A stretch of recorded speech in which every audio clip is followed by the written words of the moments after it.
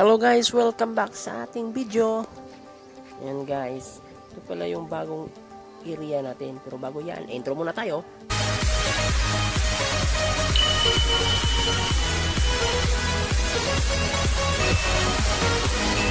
Yun guys, welcome back. Tapos na yung intro natin. Ito pala yung area natin na sinasabi ko. Yun, yung unit natin, yung dito, Caterpillar, yung Komatsu, yung sa kasama ko. Bale, extra ako dito guys, pero pinabalik pa rin ako.